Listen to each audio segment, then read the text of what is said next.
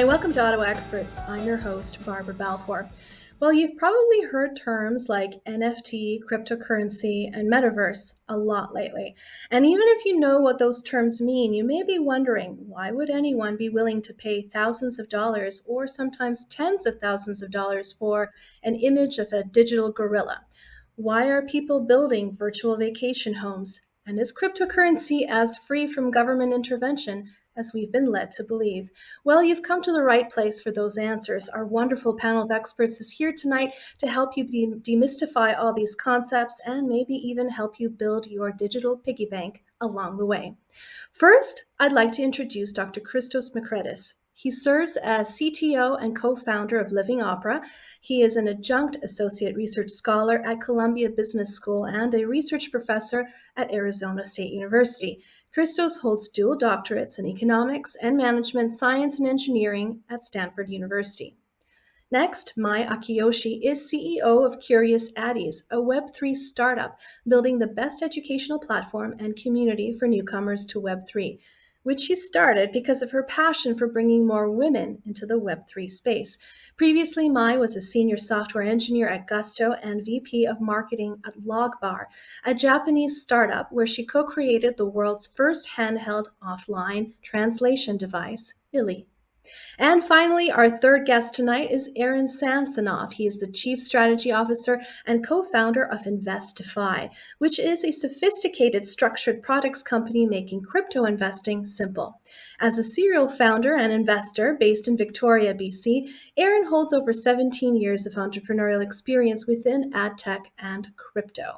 Notably, he founded the ad tech industry's first high-frequency trading arbitrage engine during his earliest venture and has been active in crypto since 2014.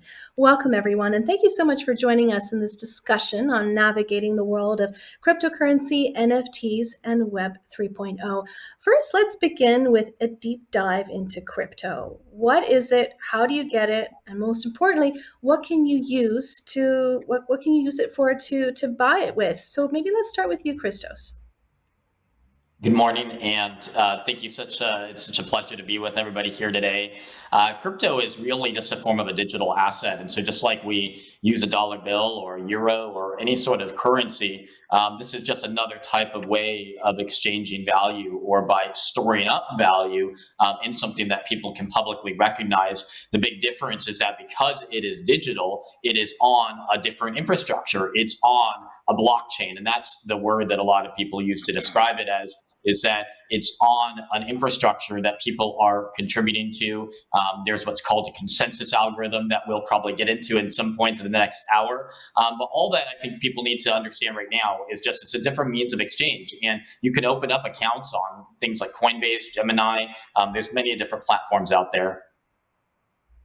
Mai, I want to turn the conversation over to you. Can you explain to us a little bit about what blockchain means? And I know you've got lots to say about the different kinds of cryptocurrency that's out there. We've all heard about Bitcoin, but that's not the end all and be all of the space. Talk to us about what other things we can look forward to investing in.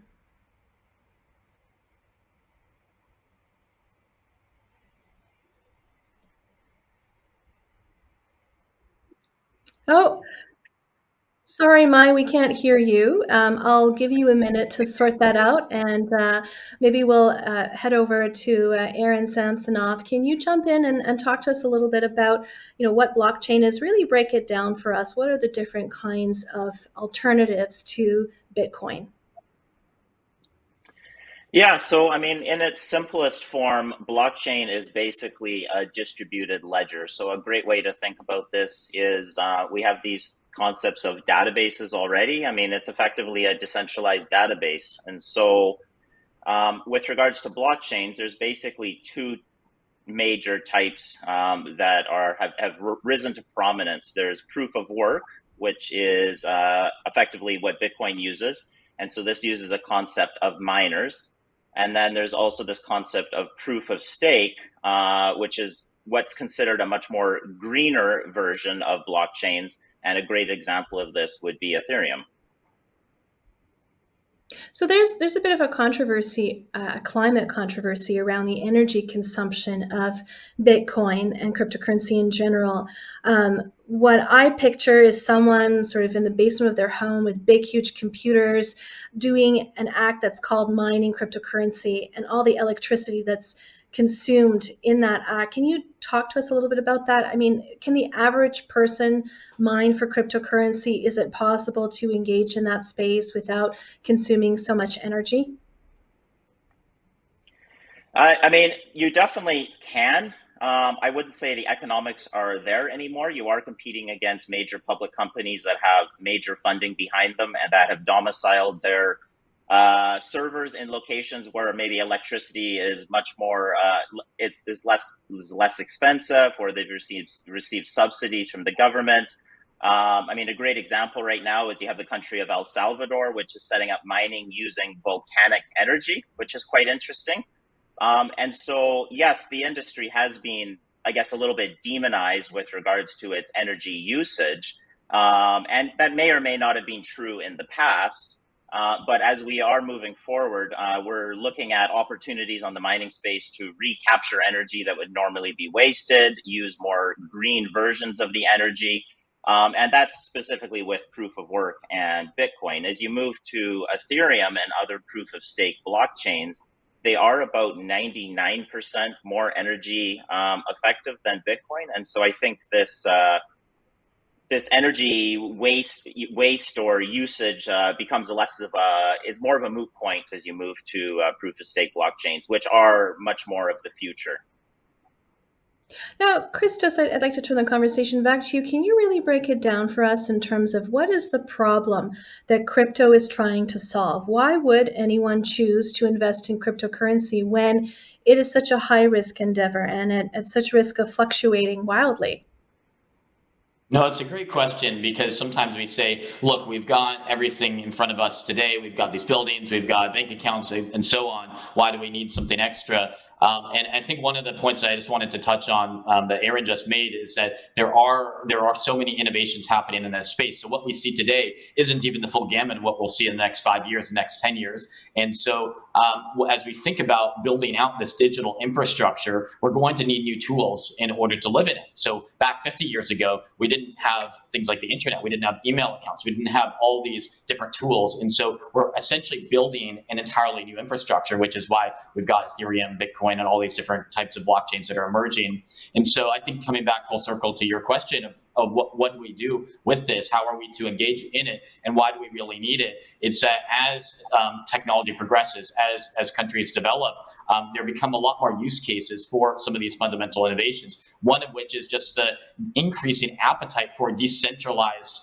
platforms and apps. We see increasing wealth concentrated among centralized entities. And that has ramifications. It means that certain consumers are maybe, it could be whether it's censorship or whether it's just economic marginalization. There's a lot of increase in appetite for this kind of move towards decentralization. And lastly, just going back to one of the points that Aaron mentioned, is that proof of stake, one term that will probably come up more in this next 40 minutes or so, is that there's really efficient ways of doing things. And so there's ways to be highly secure on the blockchain. There's ways to have extremely good records so that there's less ambiguity. There's less lawsuits that might come up.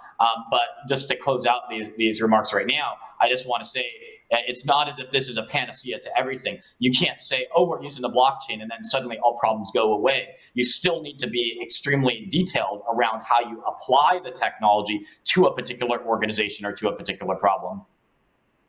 Absolutely. And, Aaron, as the Canadian on this panel, I want to ask you to comment on the announcement by the federal government that they had frozen cryptocurrency assets of protesters in Ottawa. I think a lot of us were taken aback by that because many people who are perhaps new to the space thought that that was completely impossible. Can you speak to how free of government intervention cryptocurrency really is? What are some reasonable expectations around that? Yeah, so Bitcoin and most of crypto is decentralized and censorship resistant. These are effectively peer-to-peer transactions. They do not go through a centralized authority. and they are, in essence, unaffected with any sanctions, any governmental sanctions, Canada, any other country, etc. The ability to freeze any Bitcoin in this instance can only be accomplished at the centralized exchange level. So this is, regulated exchanges such as Coinbase, Kraken, Gemini, etc. And those are effectively used as on and off ramps to get your Bitcoin from, Bitcoin back to Canadian dollars over to, Bitcoin, etc.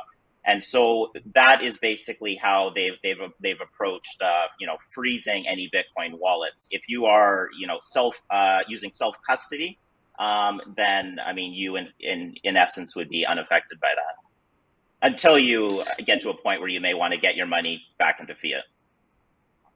And then, Christos, you made a really good point earlier in terms of, recognizing the limitations of cryptocurrency. And to that end, can you speak to, what are the things you cannot do with it or cannot buy with it? Let's say you have no actual money in the bank, but you have $1 million in crypto.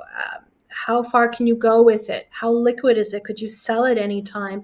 Would you get money back right away? And where would it be deposited? Talk us through that process. Right. Well, one of the really important points that Aaron brought up is this distinction between centralized and decentralized exchanges. And so think of a Coinbase or a centralized exchange like a Bank of America, and then a decentralized exchange is one where you basically are the bank. You're the one deciding who to send coins to. So if we start with that kind of concept of that, there is the self-custody of the account that you manage. So if you forget your password, if something happens on your end, that's on you, versus a centralized exchange that you go through as an intermediary. Now, how do you actually get back dollars or euros or any sort of currency? You have to go through this exchange. And so there's different exchanges out there, just like a currency exchange. You convert different national currencies. There's different essentially exchange rates that are decided by the market around how to convert Ethereum to dollars, or you go to this is another concept that'll probably come up, is stable coins. These are digital assets that are pegged to a particular national currency. But all in all, I guess I would just underscore that there are very much channels for converting into the currency of your choice. Sometimes there's not enough liquidity in a particular pool in order to make a transaction all at once. So if you're trying to move $50 million worth of Bitcoin, you might not be able to do that at one point in time. But there are exchanges out there that allow you to maybe do a bit by bit. And at a given point in time, there might be enough liquidity in there to do a really big transaction. So can being a Bitcoin millionaire be the same thing as being a millionaire in quote unquote real life? Very, very much so. I would open that up to everybody on the panel, but I think the difference is that there is more stability in some of these national currencies. And what I would like to remind everybody that's just listening is that these digital assets are so new. And so the volatility that we see in them is if you were to look back at the US dollar when the United States was founded back in 1776 and just the early days, it was very volatile. And so it's important to have apples and apples comparisons, but very much. And especially if you decide to hold a particular asset, you just don't necessarily want to take it all out at one point in time. So if you were in Argentina before some of the cycles of inflation and you took it out right at the wrong time, you would lose a lot of wealth. But that's the same for any national currency or digital currency for that matter. Fantastic tips to take into consideration. Thank you, Christos. We're just about to go to commercial break, but when we come back, more about NFTs, cryptocurrency, and all things metaverse. We'll be right back after this.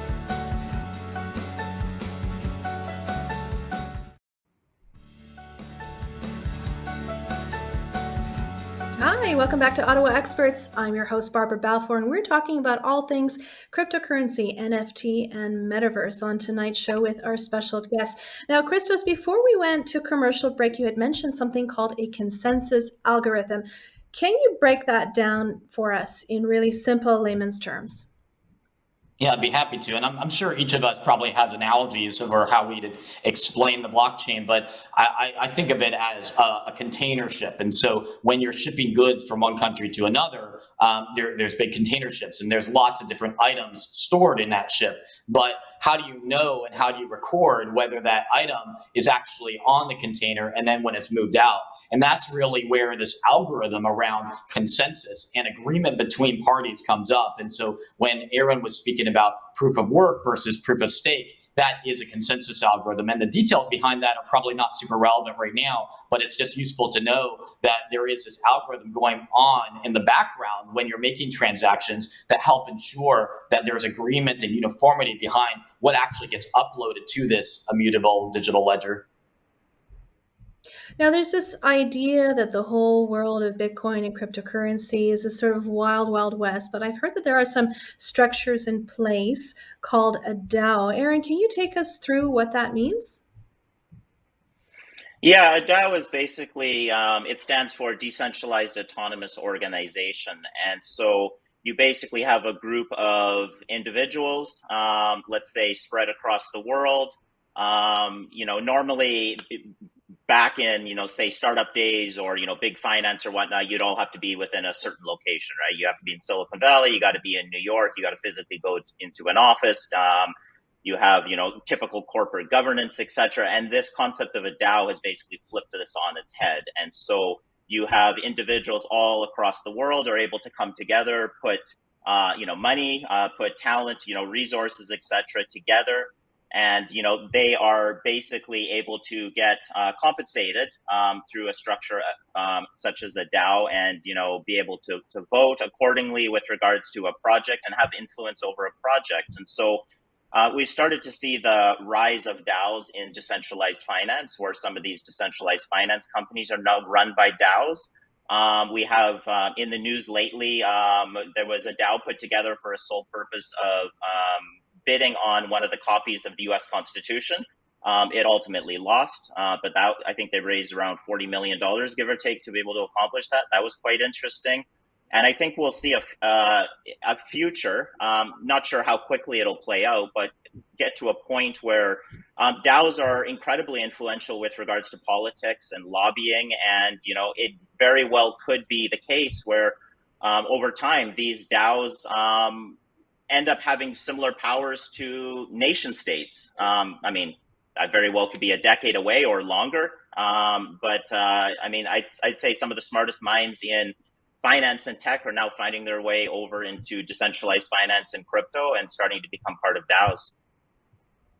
That's absolutely fascinating, Aaron. Now, it's reassuring, but it's not the end all and be all when it comes to the area of security. And cryptocurrency is still an area that's it's quite prone to scams. And I wonder, Mai, if you could jump in and talk to us about maybe some of the more common scams that are out there around cryptocurrency. What are some of the red flags we should watch out for, and how can we protect ourselves and our crypto wallets from being hacked? What kind of recourse is out there?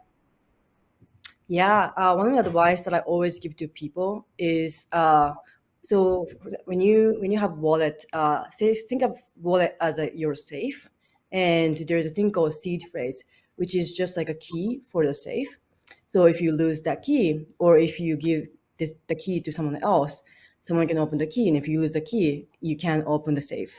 So if you lose seed phrase, you can't access to your wallet, which means you lose access to your asset. And also if you give to a malicious actor, then that person can actually access to your asset and your asset will be gone. So please make sure, and all the scammers are trying to get your seed phrase by pointing you to fake site and linking you to submit your seed phrase. So please make sure that you don't give seed phrase to anyone else. Is there any way you can get your money back? Is there any insurance out there for this sort of thing? So sad thing is, because there's decentralized, there's no centralized party protecting you. So this whole decentralized concept is amazing because individuals can get more opportunities to own asset by themselves. But at the same time, as Christos said, it's all self-custody. So individuals have to be responsible for your asset. So there's no way to get the money back if the asset gets stolen. So you really have to be careful about the use of your wallet and seed phrase. I'm struck by the fact that it seems to require a lot of trust for someone to comfortably invest in cryptocurrency or in digital assets. And to that end, I'm wondering, Christos, if you can perhaps comment on what we know about the demographics of crypto and NFT users. Is this really a young person's domain? And do older people, maybe from traditional backgrounds where they may have gone through hardship, have difficulty wrapping their minds around a digital asset that they can't see or hold or touch compared to real estate, for instance? No, it's a great question because this goes to the future of decentralized finance and crypto in general. Is that if it doesn't become mainstream, it's not going to be that sustainable. And so, personally, I believe that it's becoming a lot more mainstream. And because as we're going to talk about later on in the show, is this concept of non-fungible tokens, and I'm not going to get to that right now. But as there are more use cases that built out that have very concrete solutions to people's pain points, whether it's being able to share, whether it's being able to transact freely without concern about an authoritarian rule, those use cases build out the demand. And so over the past couple of years, we've seen a spike in just the notoriety and the familiarity of crypto. The fact that we're having this panel today is evidence of it becoming more mainstream. Some of the survey work to date has just been very limited because it's frankly really tough to survey about this, because how are you going to do it? Are you just going to put out a web app online? But who is going to respond? Response rates for surveys are already less than 10%. And so couple that with somebody who is actually a crypto user, they're going to see the survey and they're going to be like, why am I going to do this? I don't want to participate in the survey. So it is really tough to get good data on it. But I think the proof is in the pudding, and we're starting to see increasing familiarity, increased adoption, especially as some of these major platforms like Coinbase and Gemini get out there and tell their story. And then the decentralized exchanges and decentralized finance will follow from that. Now, traditionally, finance has left behind a lot of women and underrepresented groups. And so I'm wondering, Mai, if you can comment from a female perspective, what opportunities do you see in this space for women? And why aren't women investing more than they do in crypto? Yeah, so women. So it's still a small number, I would say, because only 19% of the people in the Web3 space are women. So like 81% are men still. So I still think the number is small, and I really want the number to be like 50-50. But opportunity is really huge for women. For example, one of my friends was working 9-to-5 banking job, but she quit her job and started becoming full-time in Web3. And she started to really building generational wealth out of her investment in cryptocurrencies and NFTs. So it is a lot of, there is a lot of opportunities for women to build the wealth, and but it is a really scary place. But women are more. People say women are more risk averse, but it's actually more risk aware. So if you're actually aware of the risk, you can actually jump on. So I would say opportunities there, and learning more details about all Web3 and Web3 makes you feel more comfortable and jump on the space. Now, Aaron, if a young adult were to come to you, or a complete novice to the space were to come to you and say, I'm ready to dip my toe in the world of cryptocurrency, I'm ready to start investing, what would you advise them? Take us step by step. Like, what would you have to do to start investing in crypto today? Yeah, well, I think it's really important to understand that blockchain technology and crypto are the foundational technologies of new finance. So a great analogy is similar to how the internet was for sharing of information. So once you understand that, and kind of this massive tailwind that we have behind us, you then have two opportunities to choose. Well, in fact, you have three opportunities to choose how you want to deploy your assets. One, you can go more the traditional route. So you can go through your typical broker, get access to, say, an ETF for Bitcoin or Ethereum. You can also go through more fintech-like apps, as an example, like a Robinhood. Or you can go the centralized exchange route, which makes it a lot easier. You don't have to worry about private keys, all of that type of stuff. But there is this concept of not your keys, not your coins. So, if your crypto sitting with a centralized exchange, that's similar to you holding a stock with a broker. I mean, that stock you hold with the broker is technically in the street name of the broker, not you. So if something ever happened to that counterparty, your stock, or in this case, your crypto on a centralized exchange, could be at risk. Now, granted, these centralized exchanges do have insurance. And then the last option is to go more the decentralized route, which, I mean, there's definitely a learning curve with regards to that. So, I mean, this is a very volatile asset class. And, if you do want to take a position, I'd say dollar cost averaging can be a great strategy. Take a set amount every week, every month, every quarter, whatever cadence works for you. Choose a portfolio allocation that you can still sleep well at night. Maybe that's 5% of your portfolio.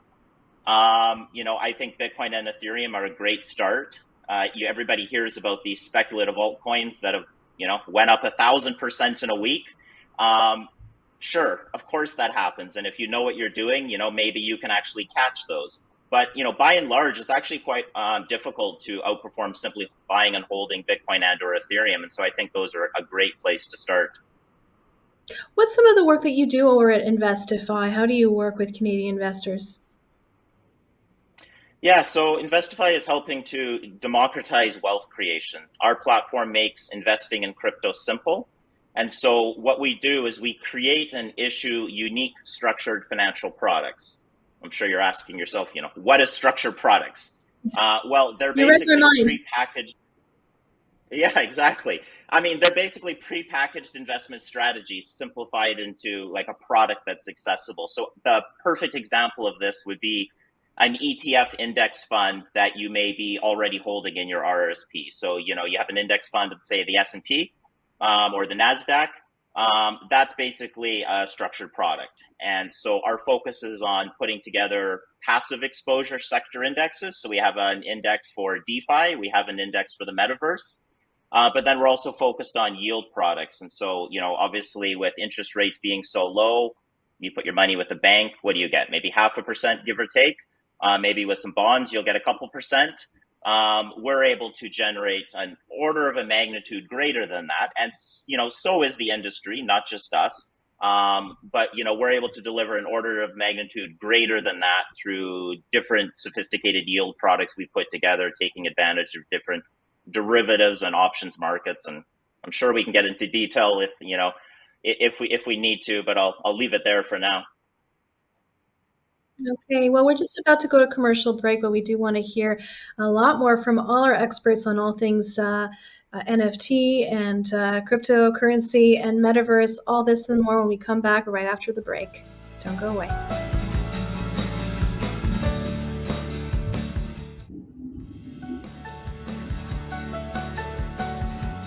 Hi, welcome back to Ottawa Experts. I'm your host, Barbara Balfour. You may have heard the word NFT floating around. NFTs for digital artwork have actually sold for millions, sometimes tens of millions of dollars. In the first half of 2021, NFT sales hit $2.5 billion. It's a huge market. We'll give you a few examples. Digital artist Beeple sold Every Days the first 5,000 days for $69.3 million through a Christie's auction. A 20-second video clip of LeBron James called Cosmic Dunk 29 was sold for $208,000. And the CEO of Twitter, Jack Dorsey, auctioned off an NFT of his first tweet, which sold for $2.9 million. Sounds like there's a lot of potential, a lot of excitement, but most people don't necessarily know what that means. Let's start with you, Mai. Talk our audience through what exactly is an NFT and what are some of the potential applications? Yeah, so to start with, let me start with definition. So NFT stands for non-fungible token. And non-fungible means, so fungible means it's perfectly interchangeable. For example, money. So if I have Canadian dollars and if you have Canadian dollars, and we can easily exchange because we both know that value is the same. And most of the things in the world are actually non-fungible. For example, my dog and your dog are two different things and we value differently. So those are non-fungible things, are unique and not interchangeable things. And a lot of people have misconception that art is NFT. but it's actually not true. NFT is actually a certificate to prove an ownership. So think of it as a title of the house. If you just look at the house, it doesn't tell you who the owner is. The title is the one who actually proves the ownership and say the ownership. So NFT, the record of who owns which asset is saved on database on blockchain, and that is permanent, and anyone can read, anyone can see that information. So that really made a digital ownership made possible. And the different kind of applications, as you mentioned, the digital artwork is one of the things that you see the most, but it could be a virtual land on Metaverse, and it could be a physical item, and it could be a utility for certain community that you can have exclusive membership.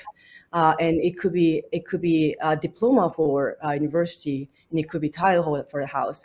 So NFT, the world of NFT just has started, and it can be applied to many different applications. So, Christos, is the appeal of buying an NFT not always about the item itself, but some of the benefits and maybe the prestige that goes along with it?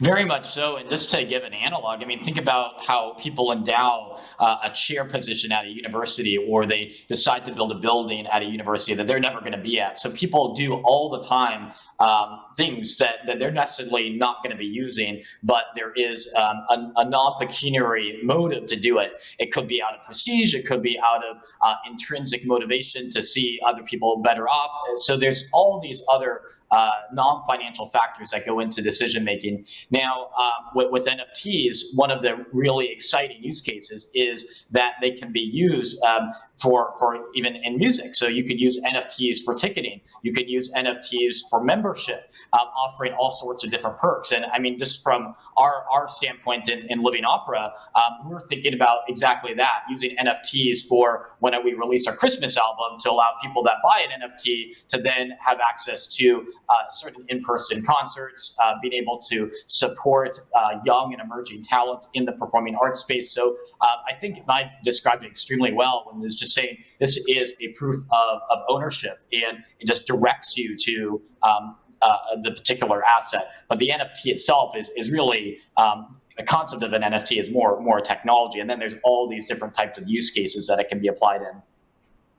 Now, Christos, you actually do a lot of interesting work in the opera space, and opera being a performing art that, may have traditionally been something our parents or grandparents have enjoyed, but you've used NFTs to appeal to younger audiences. Tell us a little bit about what you do at Living Opera and how you've used NFTs to make it sexier for a younger demographic.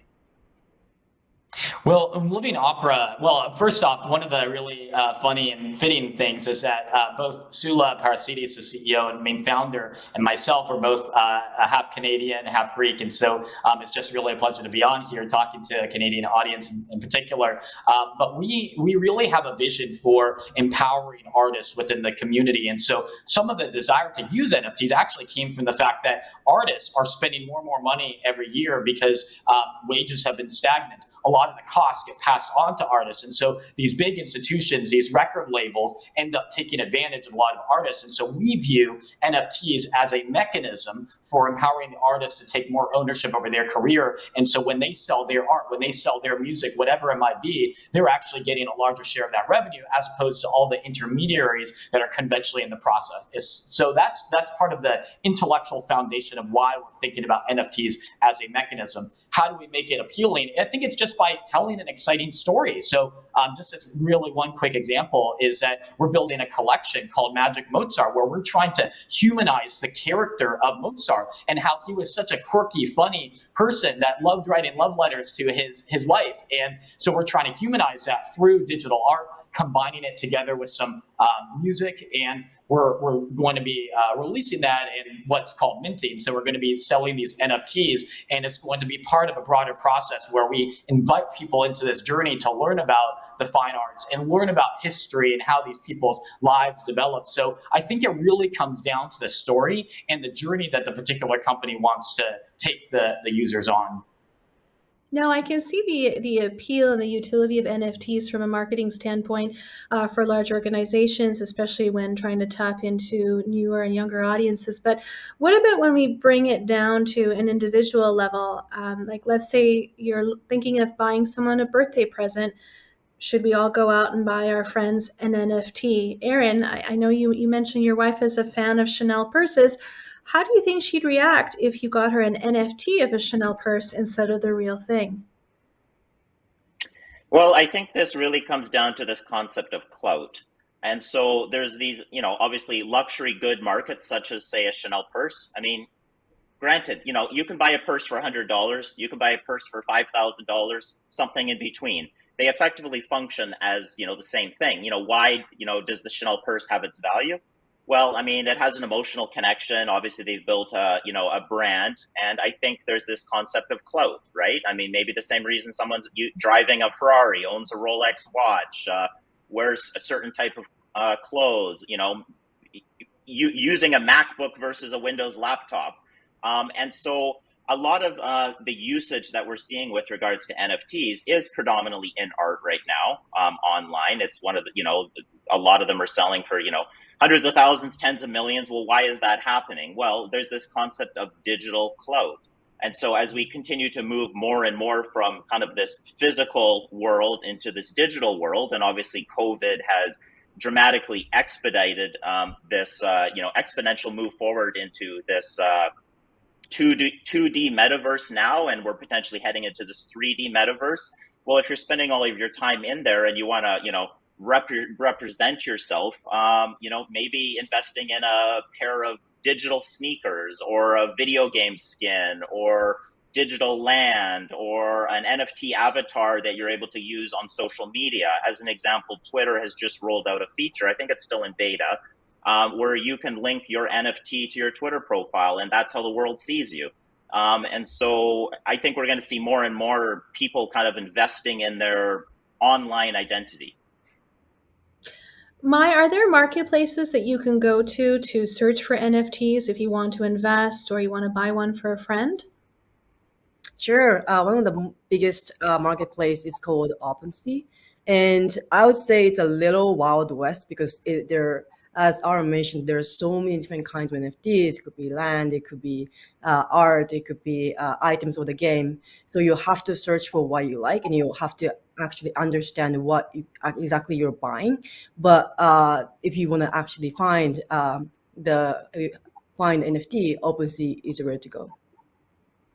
And what type of work are you doing with your organization with NFTs? Yeah, so we started the first educational NFT project called Curious Addys. And we thought we started this project because we saw the current pain point of everyone's interested in, but this space is so overwhelming and scary. And I myself, when I first entered the space in 2018, even though I was an engineer, I was still overwhelmed how technically complex, and it took me a while to understand how blockchain works and how wallet works and so on. So we wanted to demystify and really walk people through what exactly is NFT and what exactly is Web3, and make it more accessible and welcoming to the space.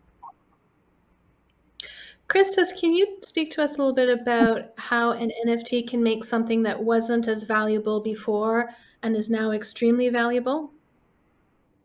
Yeah, it's a great question, and one of the concepts behind NFTs is around creating exclusivity. So you're essentially creating and demarcating property rights, because if no one has access to something and you can't prove that you actually own something, then it's not really worth anything. And that's one of the reasons why countries need property rights in order to prosper. If you can't say I own this business, then you have no predictability to actually go in and invest in it. And so I think one of the big applications of NFTs is the ability to say, no, I own this. One of the things that we're still waiting for in the marketplace is validation. And so you asked earlier about scams. And so one set of scams is where you're asked basically a phishing email to give out your password. But another type is where you're sold something, like you were asking about a Chanel purse. You're sold a fake Chanel purse. And so I think one of the big areas of innovation that we're still looking to see what emerges as a solution is around validation. And there are a number of great examples out there. One, just in case people are curious, is an organization called HyperNet Labs, which does that validation for you, so that when you're buying an NFT, you can actually validate and say, no, this is the owner. And for us in Living Opera, that's hugely important, because if we were to empower artists to take ownership over their work through NFTs, we would never want somebody to try to impersonate and say, oh no, that's us, when really that's a scammer. And so it goes hand in hand, ownership and validation and proof of identity. So on the flip side, if I'm a content creator, let's say I'm a performing artist or a digital artist or a writer, how could I use NFT to boost my income? What kinds of opportunities exist for artists in this space? Well, I think again, like, there's no perfect panacea, and technology is ultimately a tool. And so, as we were talking about today, is that blockchain, NFTs, crypto, they reduce some of the barriers that are traditionally there to enter certain markets. And so, for example, Sula, our founder and CEO, has a presence on social media. And so, just because you produce an NFT doesn't necessarily guarantee that it's going to be sold, because it's out there. So it's still really, really important to develop a community. And for us in Living Opera, that's largely been among performing artists. And so in the Living Opera community, there's hundreds of people, thousands of people across the world that love opera. Maybe they are participating and students in opera, or they are young professionals, mid-career professionals in opera. And Sula herself is a world-class opera singer. And so I think it really comes down to building a community and then telling that story. And then NFTs are just one of the ways that you actually get things done and to make a transaction and so on. But the NFT itself isn't the prize. It's more of the vehicle. It's a way of keeping old stories fresh, reviving them, and making them new again. I want to hear more about NFTs and, of course, what the Metaverse has in store for us. We're about to go to a commercial break. We'll be right back after this.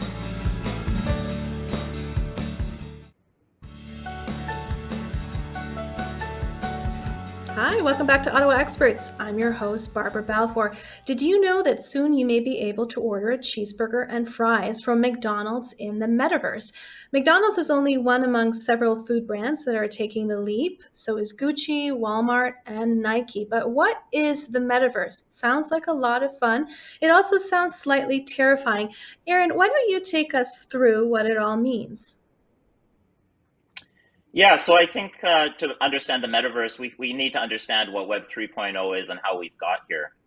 So Web 1.0, let's say it was from the 90s to the early 2000s, give or take. This was an era where big finance was the dominant influential source on the economy. And this was the era of the static internet. So AOL, Netscape, Yahoo. Then we entered Web 2.0, which was from give or take the early 2000s until now. This is an era where big tech is the dominant source on the economy. And this is the era of the shareable social internet. So Facebook, Google, Twitter. And now we're entering this concept of Web 3.0, which you could say was give or take 2016 until, well, sometime in the future as we're starting to build it right now. This is a blockchain decentralized worldwide influence. And so this is the era of the ownable internet, digital asset ownership rights. So, these perfect examples of this are cryptocurrency, decentralized finance, NFTs, and then, of course, metaverses themselves. And maybe I'll stop there, but I'd be happy to get into some of the metaverse also. Okay. Christos, can you talk us through some of the implications of having this parallel universe? It's a completely virtual world, but it's also a place where we are increasingly going to work, shop, play, and socialize.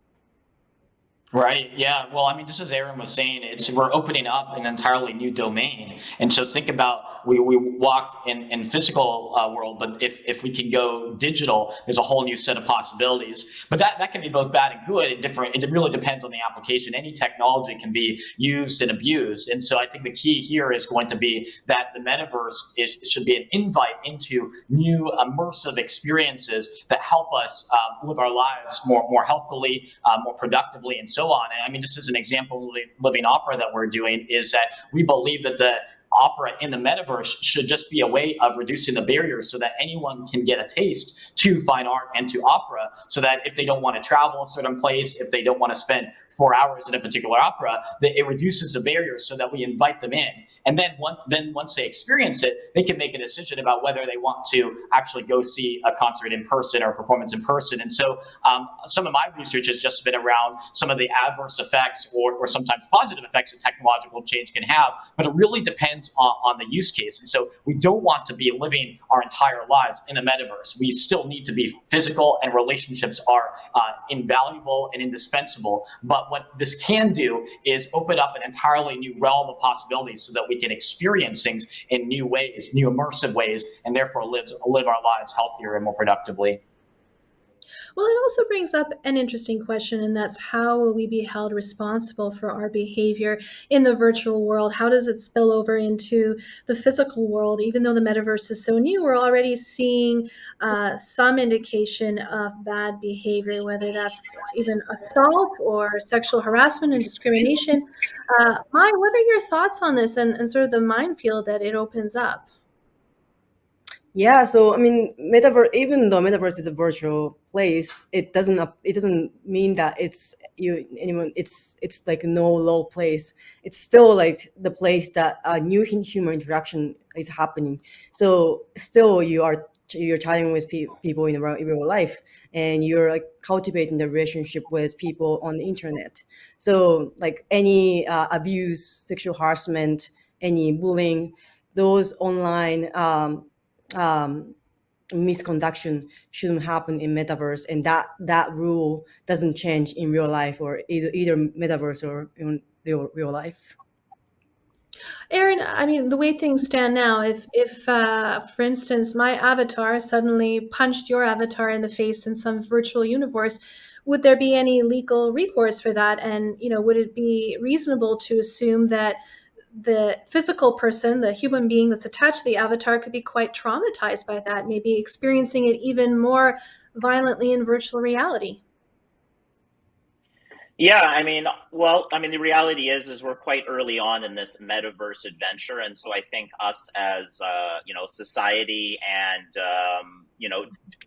different metaverse authorities are trying to figure out these exact moral and ethical problems. And so I think just to better understand the metaverse, there is two versions of the metaverse that are starting to play out. There is a centralized version of the metaverse. So a great example of this is Facebook rebranding as Meta.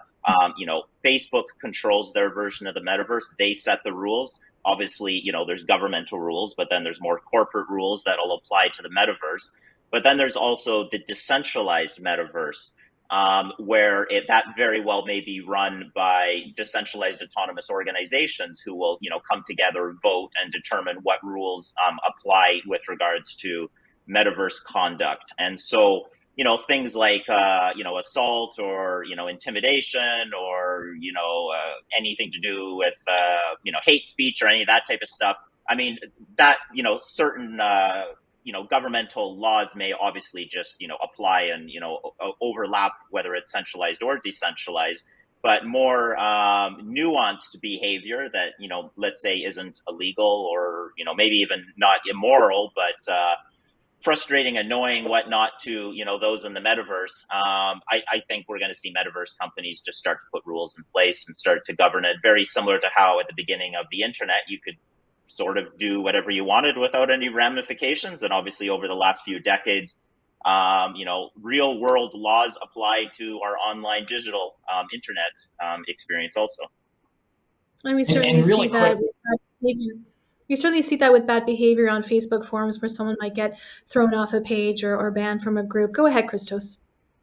Yeah, one really quick point is just to think about how there's like different states, there's different countries that people can live in. And so I think one of the points that Aaron was making is that there's going to be this emergence of different kind of rules of the game where there might be some minimum standard where every different metaverse, whether it's Decentraland, Sandbox, whatever it might be, outlaws certain types of really illicit behavior. But then there's differences that can emerge. And what's going to be absolutely crucial is having a bridge from one world to another, just like us being able to get on a plane and go from one country to another is essentially a bridge. So that all needs to be built out, but that's one of the exciting areas about this pioneering field. Now, Christos, as a scholar of all things digital, to what extent can we expect this metaverse will change the way our brains work, change the way we approach human relationships in the real world? I often say that in today's world, we've never been so connected, but we've also never been so disconnected. Right, and it's again another illustration of how technology can either drive us apart or drive us closer together, and it really depends on the use cases and the right people at the table to have this participatory dialogue. So I think the short answer is just to look at some of the really good applications. So Arizona State University, for example, has something called Dreamscape Immersive, which is using these immersive experiences in virtual reality and augmented reality to help people learn. Because imagine if you are typically intimidated by coding, but now you can have a headset that lets you see everything in front of you and gives you a guided tour, or gives you a sense of smell, all these different sort of immersive experiences. Suddenly, education becomes extremely engaging. And even if you're 50 years old and you feel like, oh, I can't go back to school in person, but I can have this immersive experience, it's a lot easier to actually upskill. And University of Nicosia in Cyprus is building out their open metaverse initiative around education as well. So there's really exciting examples of it in areas of education and the arts and so on, but there can also be very negative applications, just like, I mean, not to go on a completely another tangent, but like artificial intelligence can be used for so much good, but also for bad. So it's really any sort of technology has different use cases, and we just have to be extremely cautious, judicious, and just have this participatory dialogue so that we all kind of know what we're getting into.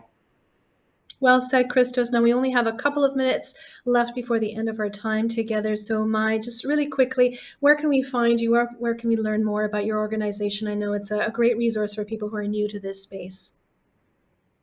Thank you so much. Our website is CuriousAddys.com. But if you ever want to start learning about NFTs, we have an interactive tutorial where we walk through how to set up wallet, and we will airdrop some cryptocurrencies, and we are going to let you mint your first NFTs. And that's going to be adventure.curiousaddys.com. So if you go there and you don't have to have any knowledge or you don't have to have any cryptocurrencies, you can get started immediately. Thank you so much. Aaron, any parting words for our viewers tonight? Where can people find you and learn more about InvestDEFY and other projects that you're working on? Yeah, I mean, our website, InvestDEFY.com, is a great way to read a little bit more about what we're up to and reach out to us. I'm also on LinkedIn. You can check me out as my name, Aaron Samsonoff. And I think just in general, for anybody that's interested in digging in and better understanding Bitcoin, there is a great book out there called The Bitcoin Standard. You can find it on Amazon quite easily. So The Bitcoin Standard, and the subtitle, The Decentralized Alternative to Central Banking. And I think if you want to geek out a little bit on what we've been talking about, I think this is a great resource for people. Thank you so much for sharing. And finally, Christos, really quickly, because we're almost at the end, where can people find you and learn about what you're working on? Well, thank you, everybody. This is really important just to continue learning about this, demystifying it, and learning more experientially. So Living Opera is at www.livingopera.org. We're in the process of a brand redesign, but you can also follow us on Twitter at living_opera. So really excited for the journey together. Christos, Mai, and Aaron, thank you so much for sharing your wisdom and for joining us in this discussion tonight. And for those of you who may have been watching tonight, thank you so much for joining us. We look forward to seeing you again, same time and place. Wednesday nights at 8 p.m. we will be talking about the healing power of music and using it to fight addiction and depression. So make sure you come back for that. Thank you so much and have a wonderful night.